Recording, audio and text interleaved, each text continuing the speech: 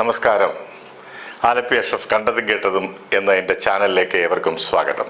കാലത്തിനപ്പുറത്തേക്ക് നമ്മളെല്ലാം വെറും കഥകൾ മാത്രമാണ്. മരണം കൊണ്ടുപോകാത്ത ഒന്നു മാത്രമേ ഉള്ളൂ ഈ ഭൂമിയിൽ. അത് മറ്റൊരാളുടെ മനസ്സിൽ നമ്മൾ പതിപ്പിച്ച ഓർമ്മയും സ്നേഹവും ഒന്നു മാത്രമാണ്. തെന്നിന്ത്യൻ യുവത്വത്തിന്റെ നിശാസ്വപ്നങ്ങളെ താലോലിച്ചിരുന്ന റാണി പത്മിനി എന്ന നടി അഭ്രപാളിയിലെ ആ താരത്തിളക്കത്തിന്റെ ഏറ്റവും ദയനീയമായ അന്ത്യത്തിന് വഴിതെളിച്ച സംഭവങ്ങളുടെ നാൾ വഴികളിലൂടെ നമുക്കും ഒന്ന് കടന്നു ചെല്ലാം.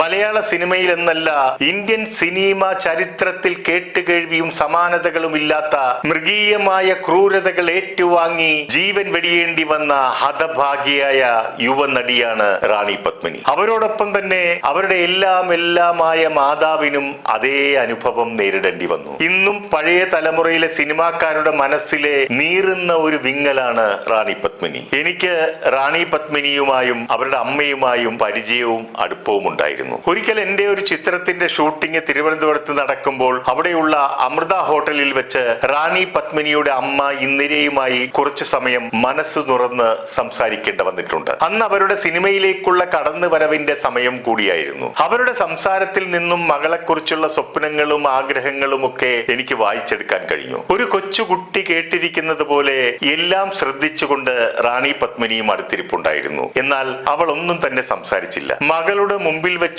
ആ അമ്മയുടെ സംസാരത്തിൽ നിന്ന് എനിക്ക് മനസ്സിലായത് സിനിമയിൽ പിടിച്ചു നിൽക്കണമെങ്കിൽ ചില വിട്ടുവീഴ്ചകൾ ചെയ്യേണ്ടി വരുമെന്നുള്ള ധ്വനി ആ സംസാരത്തിൽ ഉണ്ടായിരുന്നു എന്നുള്ളതാണ്. മാത്രമല്ല, ഇത്തരം കാര്യങ്ങളൊക്കെ സാർ അവളോടൊന്ന് പറഞ്ഞ് മനസ്സിലാക്കി കൊടുക്കൂ എന്നും എന്നോട് പറഞ്ഞു. അത് കേട്ട് ഞാനും ചിരിച്ചു, റാണി പത്മിനിയും ചിരിച്ചു. അന്നത്തെ കാലത്തും സിനിമയിലേക്ക് കടന്നു വരുന്ന ചിലർക്കൊക്കെ വളരെ വ്യത്യസ്തമായ കാഴ്ചപ്പാടുകൾ ഉണ്ടായിരുന്നു. അതൊന്നും മാറ്റാനും തിരുത്താനും നമ്മൾക്കാർക്കും പറ്റില്ലല്ലോ. അവരുടെ സംസാര രീതികൾ കേട്ടപ്പോൾ ഇത് നാശത്തിലേക്കുള്ള യാത്രയാണല്ലോ എന്നെന്റെ മനസ്സിൽ തോന്നി. റാണി പത്മിനിയും അമ്മയും കൊല്ലപ്പെടുന്ന വേളയിൽ ഞാനും മദ്രാസിലുണ്ടായിരുന്നു. അവർ അണ്ണാനഗറിലും, ഞാൻ നുങ്കമ്പക്കത്തും. ഈ കൊലപാതകങ്ങളെ കുറിച്ച് പലതരത്തിലും പല വിധത്തിലുമുള്ള വാർത്തകളും മറ്റും സോഷ്യൽ മീഡിയയിലൂടെയും മാധ്യമങ്ങളിലൂടെയും ഉരുത്തിരിഞ്ഞു വന്നിട്ടുണ്ട്. അതിൽ ചിലതൊക്കെ സത്യവും അസത്യവും കൂട്ടിക്കലർത്തി അവരവരുടെ ഭാവനയ്ക്കനുസരിച്ച് നെയ്തെടുത്ത വാർത്തകളായിരുന്നു. എന്നാൽ ഞാൻ ഇവിടെ വിശകലനം ചെയ്യുന്നത് ഈ കേസ് അന്വേഷണവുമായി ബന്ധപ്പെട്ട അതിന്റെ അന്വേഷണ ഉദ്യോഗസ്ഥയായ തിലകവതി IPSന്റെ വെളിപ്പെടുത്തലുകളും കൂടി ചേർത്ത് വെച്ചുകൊണ്ടാണ്. ഒരു കാര്യം ഞാനിവിടെ പറയാം. ഈ നിഷ്ഠൂര കൊലപാതകങ്ങൾ നടത്തിയ 3 പേരിൽ ഒരാളായ 3-ാം പ്രതി ഗണേശനെ ഇപ്പോഴും പോലീസിന് പിടികൂടാനായിട്ടില്ല. അതേതാണ്ട് സുകുമാരക്കുറുപ്പിനെ ഓർമ്മിപ്പിക്കുന്ന രീതിയിലാണ്. അതിലേക്കൊക്കെ ഞാൻ പിന്നീട് വരാം. പെൺകുഞ്ഞ് ജനിച്ചപ്പോൾ മുതൽ ഇന്ദിര തന്റെ മകളെ ഒരു സിനിമാ നടിയാക്കണമെന്നുള്ള അതിയായ മോഹം കാരണം അന്നത്തെ സൂപ്പർ നടിയായ പത്മിനിയുടെ പേരാണ് മകൾക്കിട്ടത്. 5 വയസ്സ് മുതൽ തന്നെ ഡാൻസും മറ്റും പഠിപ്പിച്ച് ഒരു സിനിമ നടിയാക്കി എടുക്കുവാനുള്ള ഒരുക്കങ്ങൾ ആരംഭിച്ചിരുന്നു. പെട്ടെന്ന് ലോകമറിയുന്ന ഒരു നടിയാക്കി മാറ്റിയെടുക്കണമെന്നുള്ള അതിയായ ആഗ്രഹം മൂലം അവർ ഹിന്ദി പടങ്ങൾ ലക്ഷ്യം വെച്ചുകൊണ്ട് ബോംബെയിലേക്ക് വണ്ടി കയറി. അവിടെ എത്തിയ അവർക്ക് ഒരു കാര്യം ബോധ്യപ്പെട്ടു. അവിടെ കൂടുതൽ നാൾ നിന്നാൽ ഒന്നും നേടാനാകാതെ നാശത്തിലേക്ക് പോകുമെന്ന് അവർ മനസ്സിലാക്കി. പിന്നീട് അവർ മദ്രാസിലേക്ക് തന്നെ തിരികെ വണ്ടി കയറി. അവരാദ്യം മലയാള സിനിമയിലൂടെ കടന്നു വന്നു എന്നാണ് ചിലരൊക്കെ പറയുന്നത്. കഥയറിയാതെ എന്ന ചിത്രത്തിലൂടെ കടന്നു വന്ന് പിന്നീട് PG വിശ്വംഭരന്റെയും IV ശശിയുടെയും ചിത്രങ്ങളിലൂടെ പ്രശസ്തയായെന്നാണ് പലരും പറഞ്ഞിട്ടുള്ളത്. എന്നാൽ പോലീസ് സാക്ഷ്യപ്പെടുത്തുന്നത് BK മൗലി എന്ന തമിഴ് സംവിധായകന്റെ മറ്റവൈ നേരിൽ എന്ന ചിത്രത്തിൽ ആ കുട്ടി ഊമയായി ഒരു വേഷം ചെയ്തിട്ടുണ്ട്. അതാണ് അവളുടെ ആദ്യ ചിത്രം. കുട്ടി പത്മിനി, കുമാരി പത്മിനി, വെറും പത്മിനി തുടങ്ങി ധാരാളം പത്മിനിമാരുണ്ടായിരുന്നത് കാരണം ഈ കുട്ടിയുടെ പേരിനോടൊപ്പം റാണി കൂടെ ചേർത്ത് റാണി പത്മിനി എന്നാക്കി. PG വിശ്വംഭരന്റെ സംഘർഷം എന്ന മൾട്ടി സ്റ്റാർ മലയാള സിനിമ അന്നത്തെ കാലത്ത് ഒരു ബമ്പർ ഹിറ്റായിരുന്നു. പ്രേം നസീറും സുകുമാരനും ബാലങ്കെ നായരും ശ്രീവിദ്യയും ഒക്കെ ഉള്ള രാജസ്ഥാനിലെ കൊള്ളക്കാരുടെ കഥ പറയുന്ന ആ സിനിമ കണ്ടവർക്കൊക്കെ ഒരിക്കലും മറക്കാനാവാത്ത രംഗങ്ങളായിരുന്നു റാണി പത്മിനിയുടേത്. ആ ചിത്രത്തിൽ ബാലങ്കെ നായർ റാണി പത്മിനിയെ റേപ്പ് കയ്യേറിപ്പ് ചെയ്യുന്ന രീതി അത് മലയാള സിനിമയിൽ ഒരു പുതുമയായിരുന്നു. കൈവിലങ്ങുകളുമായി ഒരു വീട്ടിലേക്ക് ഓടിക്കയറുന്ന ബാലങ്കേ നായർ ആ വീട്ടിൽ തനിച്ചുണ്ടായിരുന്ന ഒരു പെൺകുട്ടിയോട് കരഞ്ഞു പറഞ്ഞ് സിമ്പതി പിടിച്ചു പറ്റി ആ വിലങ്ങ് അവളെ കൊണ്ട് അഴിപ്പിക്കുന്നു. പിന്നീട് അയാളുടെ തനി സ്വഭാവം പുറത്തു വരുന്നു. അവളെ കൊണ്ട് തന്നെ അവളുടെ വസ്ത്രങ്ങളും അഴിപ്പിക്കുന്നു. അങ്ങനെ ഇന്നർ വെയർ മാത്രം ധരിച്ചു നിൽക്കുന്ന റാണി പത്മിനിയെ ബാലങ്കേ നായർ ബലാത്സംഗം ചെയ്യുന്നു. ഈ ഒരു രംഗം ഒന്നുകൊണ്ട് മാത്രം ആ സിനിമയ്ക്ക് ഒരു 50% കളക്ഷൻ നേടിക്കൊടുത്തു. ഇതോടുകൂടി റാണി പത്മിനി ഗ്ലാമർ വേഷങ്ങളുടെ താരമായി മാറുകയായിരുന്നു. സംഘർഷം എന്ന സിനിമ രാജസ്ഥാൻ മരുഭൂമിയിലാണ് ഷൂട്ട് ചെയ്തിരുന്നതെങ്കിൽ IV ശശിയുടെ റാണി പത്മിനി അഭിനയിച്ച തുഷാരം എന്ന സിനിമ കാശ്മീർ താഴ്വരകളിലാണ് ചിത്രീകരിച്ചിരുന്നത്. ആ ചിത്രത്തിൽ ഒരു പട്ടാളക്കാരനായി വന്ന രതീഷിന്റെ ഭാര്യയായിട്ടാണ് റാണി പത്മിനി അഭിനയിച്ചിരുന്നത്. തുഷാരത്തിലും റാണി പത്മിനിയെ ബലാത്സംഗം ചെയ്തു കൊല്ലുന്നതായിട്ടായിരുന്നു ചിത്രീകരിച്ചിരുന്നത്. ഇത്തരം ദാരുണ അന്ത്യങ്ങളുള്ള കഥാപാത്രങ്ങളായി അവർ അരങ്ങ് തകർക്കുമ്പോൾ സ്വന്തം ജീവിത കഥയിലും ഇത്തരം ദാരുണാനുഭവങ്ങൾ പകർന്നാടേണ്ടി വരുമെന്ന് ആ സാധു പെൺകുട്ടി മനസ്സിൽ പോലും കരുതിയിട്ടുണ്ടാവില്ല. മലയാള ചിത്രങ്ങളോടൊപ്പം തന്നെ അവർക്ക് തമിഴിലും തെലുങ്കിലും കൈ നിറയെ ചിത്രങ്ങൾ വന്നു ചേർന്നു. ഒപ്പം പ്രശസ്തിയും പണവും. അന്ന് തമിഴ് മീഡിയയിൽ റാണി പത്മിനിയെ കുറിച്ച് വന്നിരുന്നത് കലയുലകിൽ ഒരു ധ്രുവ നക്ഷത്രം എന്നായിരുന്നു. അമ്മയും മകളുമൊത്ത് തനിച്ചുള്ള ജീവിതത്തിൽ ബന്ധുമിത്രാദികൾക്കോ സുഹൃത്തുക്കൾക്കോ അവർ ഒരു പ്രാധാന്യമോ പരിഗണനയോ നൽകിയില്ല. എന്നാൽ സിനിമാക്കാർ കൂടാതെ ഭരണതലത്തിൽ ഉണ്ടായിരുന്ന ഉന്നതരായ രാഷ്ട്രീയക്കാരുമായി അവർ അടുത്ത ബന്ധം പുലർത്തിയിരുന്നതായി പോലീസ് കണ്ടെത്തിയിരുന്നു. പണം വന്ന് കുമിഞ്ഞുകൂടിയപ്പോൾ അണ്ണാനഗറിൽ ഒറ്റപ്പെട്ട് കിടന്നിരുന്ന ഒരു ആഡംബര ബംഗ്ലാവ് അവർ വാടകയ്ക്കെടുക്കുന്നു. നിരവധി കാറുകൾ വാങ്ങുന്നു, സ്വർണ്ണാഭരണങ്ങൾ വാങ്ങിക്കൂട്ടുന്നു. അങ്ങനെ പലതും വന്നു ചേരുന്നു. ആഡംബര ജീവിതം കൊതിച്ച ഇന്ദിരയ്ക്ക് കൈവന്നു ചേർന്ന ഭാഗ്യങ്ങളാണ് ഇതൊക്കെ എന്ന് അവർ വിശ്വസിച്ചു. പിന്നീടാണ് അവരുടെ ജീവിതത്തിൽ ട്വിസ്റ്റുകൾ സംഭവിക്കുന്നത്. പോലീസ് ഭാഷ്യത്തിൽ പറഞ്ഞാൽ പക്വമതികളല്ലാത്ത ഒരു അമ്മയും മകളും അവരുടെ ആഡംബര ജീവിതത്തിലേക്കായി 3 പുരുഷന്മാരെ പത്രപരസ്യത്തിലൂടെ കണ്ടെത്തുന്നു. തങ്ങളുടെ വീട്ടിലെ ജോലിക്കാരായി അവരെ നിയമിക്കുന്നു. അതിൽ 2 പേർ പക്ക ക്രിമിനൽസ്. പോലീസ് പറയുന്നത് സാധാരണയായി സിനിമക്കാർ ജോലിക്കാരെ നിയമിക്കുന്നത് അവരുടെ ഇടയിലുള്ള പരിചയക്കാരിൽ നിന്നും മറ്റുമാണ്. അങ്ങനെയാണ് പാചകക്കാരെയും ഡ്രൈവറെയും വാച്ച്മാനെയും ഒക്കെ നിയമിക്കാറുള്ളത്. ആരും പത്രപരസ്യത്തിലൂടെ നിയമനം നടത്താറില്ല. ആദ്യം അവരെ തെറ്റിദ്ധരിപ്പിച്ച് സ്നേഹവും സിമ്പതിയും പിടിച്ചുപറ്റി കടന്നു വരുന്നത് ജബ്ബരാജ് എന്ന ഡ്രൈവറാണ്. ജോലി നേടിയെടുക്കാനായി അയാൾ പറഞ്ഞ ദുരിതവും കഷ്ടപ്പാടും കേട്ടപ്പോൾ ആ അമ്മയും മകളും അറിഞ്ഞിരുന്നില്ല നിയമനം കൊടുത്തിരിക്കുന്നത് തങ്ങളുടെ ആരാച്ചാരായി വന്നിരിക്കുന്ന ആളിനെയാണെന്ന്. അടുത്ത ആരാച്ചാരായി കടന്നു വന്നിരുന്നത് ജബ്ബരാജിന്റെ കൂട്ടുകാരനായ ലക്ഷ്മി നരസിംഹൻ എന്ന വാച്ച്മാനായിരുന്നു. ഇവർ തമ്മിലുള്ള പരിചയവും അടുപ്പവും മറച്ചുവെച്ചാണ് അവിടെ ജോലിയിൽ പ്രവേശിച്ചത്. പിന്നീട് പാചകക്കാരനായി ഗണേഷ് എന്ന ആരാച്ചാരും അവിടെ ഇടം പിടിച്ചു. ഇവരുടെ വരുമാന സ്രോതസ്സുകളെ കുറിച്ചും വാങ്ങിക്കൂട്ടുന്ന ആഭരണങ്ങളെ കുറിച്ചും ബന്ധങ്ങളെ കുറിച്ചും വ്യക്തത ഉണ്ടായിരുന്നത് എപ്പോഴും അവരുടെ കൂടെ ഉണ്ടായിരുന്ന ഡ്രൈവർ ജബരാജിനായിരുന്നു. ജബരാജിനെ കുറച്ചു നാളുകൾക്ക് ശേഷം ജോലിയിൽ നിന്നും പിരിച്ചുവിടുന്നു. അതിനെപ്പറ്റി പ്രചരിച്ചിരുന്ന വാർത്ത ഒരു ദിവസം അമ്മ ഇന്ദിര വീട്ടിലില്ലായിരുന്ന സമയത്ത് റാണി പത്മിനിയെ ജബരാജ് കയറി പിടിച്ചുവെന്നും അവർ അവനെ തല്ലുകയും ജോലിയിൽ നിന്നും പറഞ്ഞു വിടുകയും ചെയ്തിരുന്നു എന്നാണ് നാം കേട്ടിരുന്നത്. എന്നാൽ തിലകവതി IPS പറയുന്നത്